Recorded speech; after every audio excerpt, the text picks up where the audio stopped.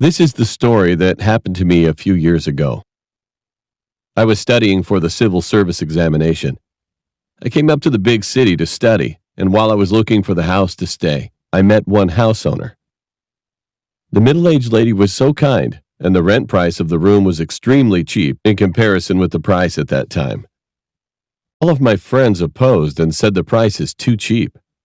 They also told me to reconsider it, but my mind was urgent, so I just made a contract right away. The room was pretty big, and the window was also wide enough so that I was satisfied with my room. But a few days later, a strange smell began to come up from under my bed.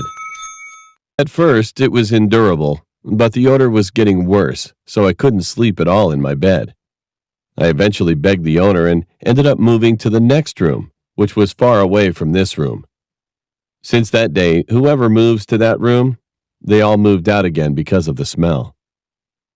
A few people visited in a few days, and I heard the conversation between those people and the owner while they were taking out all the stuff and removed the wallpapers in the room. "Ma'am, we had told you that it would stink. If you'd have done what we said last time, well, you'd have spent less money." And then she answered embarrassedly, "I didn't know it was going to be like this." They then began to remove the floor, change the cement, and finally changed the whole room completely. Until then, I thought we were just remodeling the house, but after I heard the story of the room from the other people who lived around here, I eventually realized that I was totally wrong. It is said that a few months ago, one student committed suicide in the room, and the owner at that time, she ignored the cleaning company's word that she had to reapply the cement to remove the smell that had seeped into the floor. So she just chose wiping off the blood of the body by reason that it was expensive. The cement looks hard just by looking at it, but because of the porosity, it's known that the cement has lots of small holes like sponges. But what if someone was murdered or the dead body was left unattended for a few days?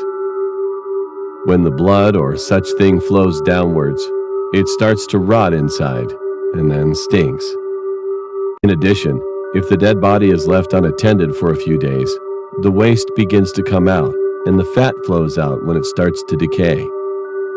Like the blood and the waste are hard to clean, as you know. As soon as the smell penetrates through the concrete hole, you would not be able to get rid of the bad smell no matter what you do. Therefore, it's said that cement should be removed altogether because the smell would not be gone of this kind of house. Although I wasn't staying in that room at that time, I kept feeling uncomfortable, so I eventually ended up moving a while later. I would like to say this to those who are currently looking for the new house.